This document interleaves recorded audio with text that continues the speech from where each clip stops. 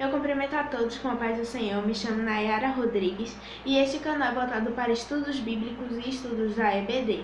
Nesse primeiro trimestre estamos estudando com a lição de adolescentes para 13 e 14 anos e no vídeo de hoje estaremos estudando com a lição de número 9, que tem como tema Cristo vem. Nessa lição a gente vai entender um pouquinho sobre a segunda vinda de Deus, como isso tudo vai acontecer e muito mais. Nessa lição a gente vai entender um pouquinho sobre quando Cristo vier de novo. Mas antes de entrarmos na lição e sobre o que ela vai nos trazer, temos o nosso texto bíblico que se encontra em 2 Tessalonicenses, o capítulo 2, o versículo do 1 ao 12. E o nosso destaque não se encontra em 2 Tessalonicenses, ele se encontra em Apocalipse, o capítulo 22 e o versículo 12, que diz assim: Escute, diz Jesus, eu venho logo.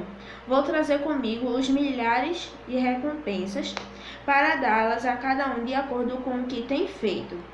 E aqui é uma tradução, eu estou trazendo outra tradução que nos ajuda a entender melhor sobre esse versículo. E eis que veio sem demora, e comigo está o galardão que tenho para retribuir a cada um segundo as suas obras. Essa outra tradução que eu estou trazendo é mais simples da gente entender sobre esse versículo. Mas aqui eu também vou deixar o versículo de apoio que se encontra em Isaías, o capítulo 62 e o versículo 11, que diz assim: Eis que o Senhor fez ouvir até as extremidades da terra. Dizei à filha de Sião, eis que a salvação vem. Eis que com ele vem o seu galardão e a sua obra diante dele. Nesse versículo a gente vai trazer no mesmo contexto disso, só que o que o nosso versículo de Apocalipse traz, logo no começo ele traz a parte do galardão, no de Apocalipse, já que ele vai trazer mais no final, e no começo ele vai trazer sobre todas as extremidades da terra irão ouvir sobre a vinda de Jesus, a segunda vinda dele. Aqui é um versículo querendo trazer o mesmo contexto, o mesmo entendimento, mas de uma forma diferente. Agora, entrando mais na lição, temos nossa introdução, que vai nos ajudar um pouquinho mais a entender sobre o que a lição vai dizer. Desacreditada pelos céticos, porém aguardada por centenas e milhares de cristãos espalhadas pelo mundo, a segunda vinda de Jesus é uma promessa bíblica que está prestes a ser cumprida. Basta um olhar atento para reconhecermos que os sinais que antecedem a volta de Cristo estão aceleramente se cumprindo em nossos dias.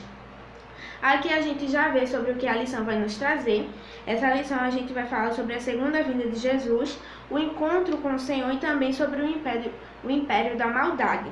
Entrando logo no primeiro ponto da nossa lição, a segunda vinda de Jesus. Nesse primeiro ponto a gente vai entender sobre essa segunda vinda, sobre como vai acontecer, quais são os passos, vamos dizer assim, de como vai acontecer. A Bíblia está repleta de textos que falam sobre a segunda vinda de Jesus. Nosso Senhor atestou que um dia, após sua morte e ressurreição, retornaria à terra para buscar sua igreja. Logo no começo desse ponto, a gente tem repleto de textos que vão falar sobre a segunda vinda de Cristo. Eu vou deixar aqui um principal que eu escolhi, que é muito bom, mas tem vários, eu vou deixar aqui também outros exemplos, mas o que eu estou trazendo é em Mateus, o capítulo 24 e o versículo 30, que diz assim: Então aparecerá no céu o sinal do Filho do Homem, e todas as tribos da terra se lamentarão e verão o Filho do Homem vindo sobre as nuvens do céu com poder e grande glória. Aqui é Mateus, mas temos também exemplos em Marcos, temos exemplos em João, também em Apocalipse e em outros livros também. Continuando, os anjos ratificarão essas promessas. A segunda vinda do Senhor é a maior promessa para os salvos. Ela é bendita esperança da igreja. Por intermédio das cartas de Paulo, concluímos que a segunda vinda de Jesus ocorrerá da seguinte forma, dividida em duas fases. A primeira diz respeito ao arrebatamento da igreja, o encontro da noiva com o noivo nos ares, antes da grande tribulação. E a segunda fase é correspondente à volta visível e gloriosa de Jesus com sua igreja, no final da grande tribulação, para livrar o povo de Israel de seus inimigos na batalha do Armagedon, bem como julgar as nações e dar início ao reino de 1000 anos sobre a terra. A expectativa da volta de Jesus deve inspirar e impulsionar cada cristão a uma vida santa e agradável a Deus. Como disse o irmão Tiago, vocês também precisam ter paciência. Não desanimem, pois o Senhor virá logo. Aqui já entendemos um pouquinho sobre o que a lição vai nos trazer. O primeiro ponto, a gente vê que a segunda vinda de Jesus ocorrerá dividida em duas fases. Primeira, do arrebatamento, quando Jesus vem buscar, vai ser o encontro da noiva com Jesus, né, que é a nossa igreja. E a segunda fase é a volta gloriosa e visível de Jesus com a igreja no final da grande tribulação. E a gente vê aqui as duas fases da segunda vinda de Jesus. Agora, nosso segundo ponto é o encontro com o Senhor, quando nos encontrarmos com Ele. Ao falar sobre o arrebatamento, o apóstolo Paulo afirma que o evento ocorrerá a qualquer momento, num abrir e fechar de olhos, razão pela qual devemos estar vigilantes. O apóstolo ainda diz que aqueles que morreram crendo em Cristo ressuscitarão primeiro. As pessoas que morreram em Cristo ressuscitarão primeiro. Ou seja, todos os crentes que durante a vida se mantiveram fiéis a Cristo como Senhor e Salvador serão ressuscitados à semelhança de Jesus, independente do estado de seus corpos. Se tiverem deteriorados, comidos por animais, reduzidos a pó, carbonizados, isso não importa. Essa é a grande vitória dos salvos sobre a morte, o último inimigo a ser derrotado. Ainda na primeira epístola aos Tessalonicenses, o apóstolo Paulo continua o texto dizendo que depois da ressurreição dos mortos, os que estiverem vivos serão arrebatados juntamente com eles nas nuvens para habitar com o Senhor para todo sempre.